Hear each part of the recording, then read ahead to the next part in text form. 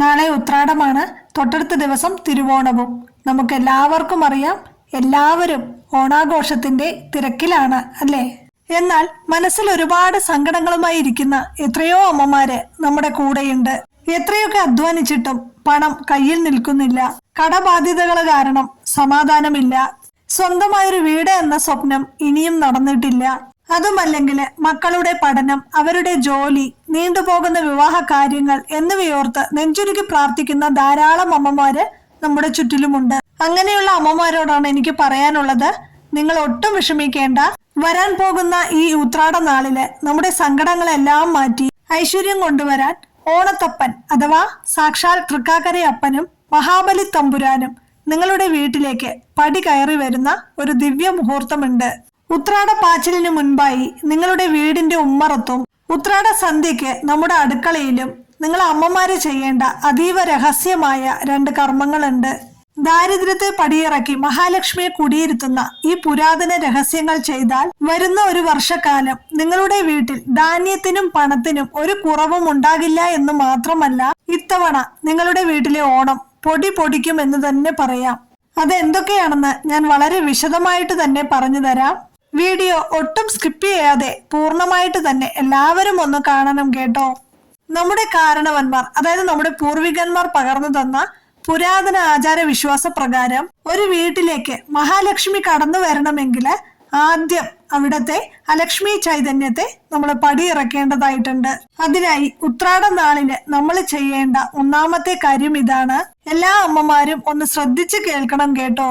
നിങ്ങൾ രാവിലെ കുളിച്ച് ശുദ്ധിയായ ശേഷം വീടിന്റെ മുൻവാതിലിന്റെ വലതുവശത്തായിട്ട്, നമ്മുടെ വീടിന്റെ മുൻവശത്തെ ആ വാതിലിന്റെ വലതുവശത്തായിട്ട് കറുത്ത മഷി അല്ലെങ്കിൽ ചന്ദനം ഉപയോഗിച്ചിട്ട് ഒരു സ്വസ്തിക വരയ്ക്കുക. അറിയാലോ, നമ്മുടെ നാട്ടില് പണ്ടു മുതൽക്കേ നമ്മുടെ മുത്തശ്ശിമാര് ഭക്തിയോടെ പിന്തുടർന്നു വരുന്ന ഓണാചാര പ്രകാരം ഈ ഉത്രാട നാളിലാണ് നമ്മുടെ വീടിന്റെ ഉമ്മറത്ത് മനോഹരമായ അത്തപ്പൂക്കളം ഒരുക്കി അതിനു മുകളിലായി സാക്ഷാൽ നമ്മുടെ തൃക്കാക്കരയപ്പനായ ഓണത്തപ്പനെ മണ്ണുകൊണ്ടുണ്ടാക്കി നമ്മൾ പ്രതിഷ്ഠിച്ച് ഒരുക്കേണ്ടതായിട്ടുള്ളത്.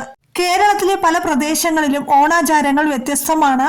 ചിലയിടങ്ങളില് ഈ ഉത്രാട നാളിൽ തന്നെ വൈകുന്നേരത്തോടെ തൃക്കാക്കരയപ്പനെ വെച്ചു തുടങ്ങുമ്പോൾ നമുക്കറിയാം, മറ്റു ചിലയിടങ്ങളില് തിരുവോണ നാളിൽ പുലർച്ചെയാണ് പ്രധാനമായും തൃക്കാക്കരയപ്പനെ വെച്ചിട്ട് വലിയ രീതിയിൽ പൂജിക്കുന്നത്. നിങ്ങളുടെ നാട്ടിലെ ആചാരം എന്തു തന്നെയായാലും പൂർണ്ണ ഭക്തിയോടെ വേണം നമ്മൾ ഇത് ചെയ്യാനായിട്ട്. ഈ പൂക്കളത്തിന് തൊട്ടരികിലായിട്ട് വേണം ഒരു ചെറിയ പുതിയ മൺപാത്രത്തില് നിറയെ കല്ലുപ്പ് നിറയ്ക്കണം കേട്ടോ. എന്നിട്ട് അതിനു മുകളില് ഒരു പച്ച മഞ്ഞളും നാണയവും വെക്കണം. ഈ ഉപ്പുപാത്രം ഉമ്മറത്ത് ആരും തട്ടാത്ത ഒരിടത്ത് സുരക്ഷിതമായിട്ട് വെക്കണം. ദാരിദ്ര്യവും നെഗറ്റീവ് എനർജിയും വലിച്ചെടുക്കാൻ കല്ലുപ്പിനോളം ശക്തിയുള്ളൊരു മറ്റൊരു വസ്തുവില്ല. ഇത് കാണുമ്പോൾ തന്നെ നമ്മുടെ വീട്ടിലേക്ക് വരുന്ന ഓണത്തപ്പൻ നിങ്ങളുടെ ദാരിദ്ര്യമെല്ലാം മാറ്റി അനുഗ്രഹിക്കുന്നതാണ്. ഇനി ഉത്രാട നാളിന് സന്ധ്യാസമയത്ത് അടുക്കളയിൽ ചെയ്യേണ്ട പ്രധാനപ്പെട്ട 2ാമത്തെ കർമ്മം എന്താണെന്ന് നോക്കാം. സന്ധ്യാവിളക്ക് കൊളുത്തിയതിനു ശേഷം നേരെ നിങ്ങൾ അടുക്കളയിലേക്ക് ചെല്ലുക അമ്മമാരൊക്കെ കേട്ടോ. നിങ്ങളുടെ അരിപ്പാത്രത്തില് നാളെ തിരുവോണത്തിന് ചോറുണ്ടാക്കുന്നതിന് ആവശ്യമായിട്ടുള്ള അരിക്ക് പുറമെ പാത്രം നിറയെ പുതിയ അരി അളന്ന് നിറച്ചു വെക്കുക. അതായത് നമ്മള് സ്ഥിരം അരി എടുക്കുന്ന ഒരു പാത്രം ഉണ്ടാവുമല്ലോ, അതിനകത്തേക്ക് നോക്കുമ്പോൾ നാളത്തേക്ക് ആവശ്യമുള്ള അരി ഉണ്ടാവും. എന്നാലും ആ അരിപ്പാത്രം തുളുമ്പ് അരി നിറച്ചു വെക്കുക എന്നാണ് പറയണത്. കുടുംബത്തില് നിറവ് കൊണ്ടുവരുന്ന പവിത്രമായ ഒരു ചടങ്ങാണിത്.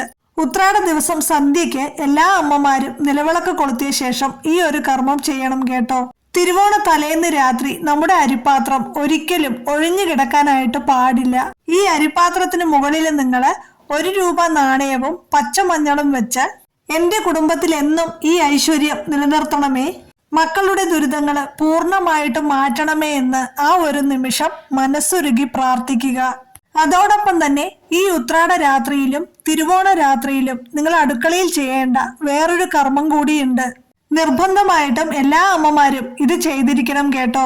വീട്ടിലെ മൂദേവി ഒഴിഞ്ഞു പോയിട്ട് ശ്രീദേവി അഥവാ മഹാലക്ഷ്മി വന്ന് നിറയാന് ഏറ്റവും ഉത്തമമായ പണ്ട് മുത്തശ്ശിമാരൊക്കെ സ്ഥിരം ചെയ്തുകൊണ്ടിരുന്ന ഒരു കർമ്മമാണിത്. ഒരു ചെറിയ പാത്രത്തില് 1-2 കഷ്ണം കർപ്പൂരവും 1 ഗ്രാമ്പുവും ഇട്ട് നമ്മളൊന്ന് കത്തിക്കുക. ഈ കർപ്പൂരാഗ്നി കൊണ്ട് നമ്മൾ കയറി വരുന്ന അടുക്കള വാതിലുണ്ടല്ലോ, അവിടെ ഒരു 3 പ്രാവശ്യം അമ്മമാരൊന്ന് ഉഴിയണം കേട്ടോ. ഈ ഒരു കർപ്പൂര അഗ്നി കൊണ്ട് ഇങ്ങനെ 3 പ്രാവശ്യം ഒഴിഞ്ഞു കഴിഞ്ഞാല് സകല നെഗറ്റീവ് ഊർജവും ഈ ഒരു കർമ്മം കൊണ്ട് ഇല്ലാതെയാകും. ആ തീ പൂർണ്ണമായിട്ടും അണയുന്നത് വരെ നമ്മളൊന്ന് വെയിറ്റ് ചെയ്തതിനു ശേഷം അടുക്കള വാതില് അടച്ചിട്ട് നമ്മൾ രാത്രി ഉറങ്ങാനായിട്ട് പോവുക.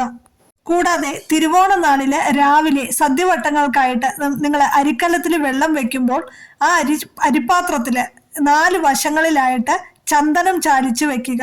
അതായത് ഓരോ പൊട്ടു കുത്തി കൊടുക്കുക. ഏറ്റവും ഐശ്വര്യകരമാണിത്. ശേഷം ആദ്യത്തെ ഒരു പിടി അരിയെടുത്ത് ഓം അന്നപൂർണായേ നമ എന്ന് ചൊല്ലി അരിക്കലത്തെ 3 പ്രാവശ്യം ഒഴിഞ്ഞതിനു ശേഷം മാത്രം കലത്തിലേക്കിടുക. രണ്ടാമത്തെ പിടി അരിയെടുത്ത് ഓം ശ്രീ മഹാലക്ഷ്മിയെ നമ എന്ന് നിങ്ങളെ തന്നെ 3 പ്രാവശ്യം ഒഴിഞ്ഞതിനു ശേഷം അരിക്കലത്തിലേക്കിടുക.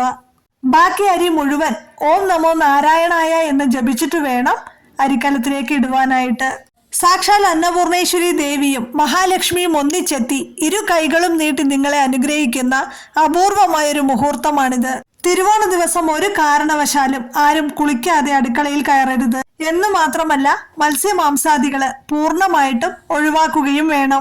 പൂർണ്ണ വിശ്വാസത്തോടെയും ഭക്തിയോടെയും ഈ ഉത്രാട നാളിലും തിരുവോണ നാളിലും നിങ്ങളുടെ വീടുകളിലെല്ലാം ഞാൻ ഈ പറഞ്ഞ കാര്യങ്ങളെല്ലാം ഒന്ന് ചെയ്തു നോക്കണം കേട്ടോ.